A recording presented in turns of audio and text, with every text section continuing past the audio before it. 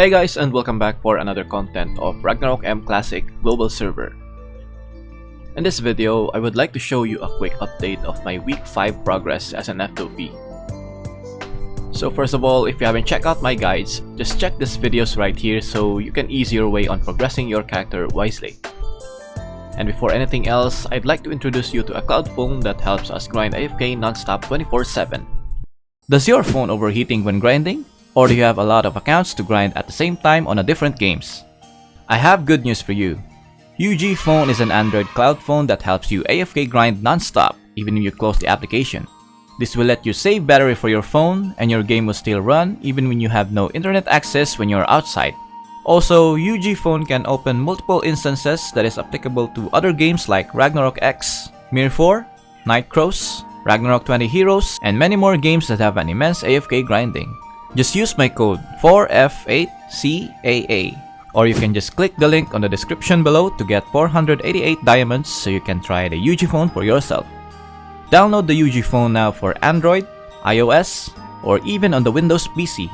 Thanks for listening and let's get back to the video. First, let's Zenny check. Currently at 68M as an F2P, as you can see here. I can already feel the market is slowly being saturated. Materials are at high supply but low on demand. This is what I'm telling you guys. That is why when I first released the week 1 update, I've said that I will abuse the current state of the exchange market, consuming all my attempts on the chaotic invasion just for the materials that are at high demand, and also selling alloys that I crafted from my blacksmith class. Well, this is okay since I can just switch to mechanic and then farm on the magic paper.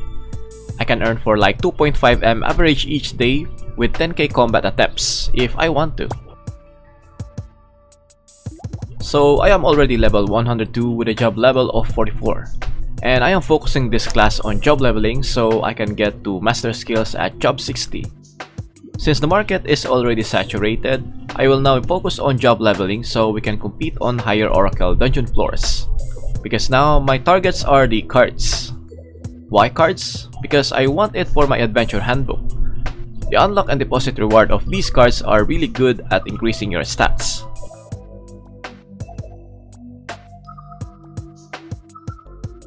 Now let's take a look at my attribute overview.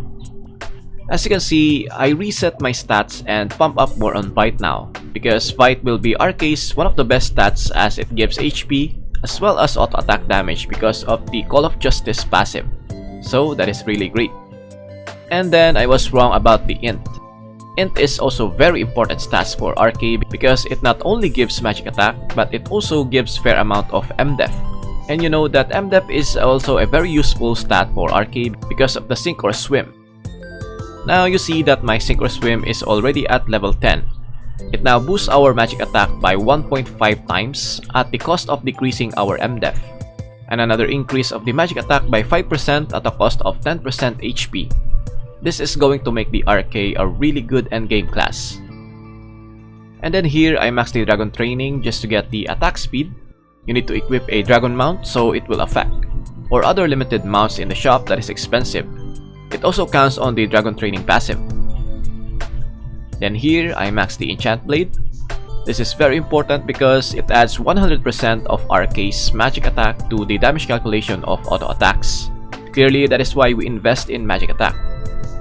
Then the power of Rune passive to add another 100 magic attack when using Runestone just like the yellow rune. And then dragon protection for all type damage down, as well as increasing the fire and water damage. So how did I craft runestones if I don't have rune mastery passive?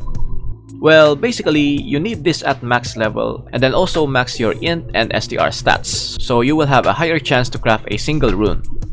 With this current state, I won't be able to have a good chance of producing more runestone, because as you can see on my stats, I have low STR and int.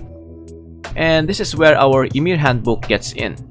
I make an RK preset that focuses on the runestone crafting. So this one has a max level of rune mastery, and then pump up STR and int for more chances. With a final success rate at 70%. I think this is already the success capacity on crafting for the runestones. So from here, I craft these yellow ones only for more DPS. This purple is also great for removing debuffs. So going back to our DPS preset, I'm gonna get level 2 for Rune Mastery just to activate this passive, because the plus 10 int is already good, along with increasing the duration of Runestones by double. Back to our basic attribute overview, HP is already at 104k, P attack is 3045, magic attack is 827, and MDef is 556. If you go full buff with Synchro Swim and Enchant Blade, the HP is going to be 97k, attack is 3858, magic attack is now at 1761, and of course 0 MDef. Attack speed is 309%. This one can already cap at max when I consume meals and awakening potions. Here I got 98 crit, then 85% critical damage. Then here are some other attributes.